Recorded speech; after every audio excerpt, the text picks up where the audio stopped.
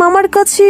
এই মিনা, এই নেকা কান্না করে মামার কাছে তো খুব নালিশ করলি, আমার পাতে বসে বসে খাস, আবার আমার নামই বদনাম করিস। এক্ষুনি আমার বাড়ি থেকে বেরিয়ে যা, ভালোই ভালোই বলছি, না হলে আজকে তোকে আমি আচ্ছা করে পিটাবো। আর শোন, এই বাড়ির থেকে গেলে সালাম করে যাবি, এই বাড়িতে আর কোনোদিন আসবি না তুই। মামি, তুমি আমার সাথে এরকম করছো কেন? কোথায় যাবো আমি মামি? দয়া করে আমাকে তুমি তাড়িয়ে দিও না মামি। যা বলছি আমার বাড়ি থেকে, না হলে তোকে আমি মেরেই ফেলবো আজ। তারপর মিনা তার মামির ভয়ে সেই বাড়ি থেকে চলে যায়।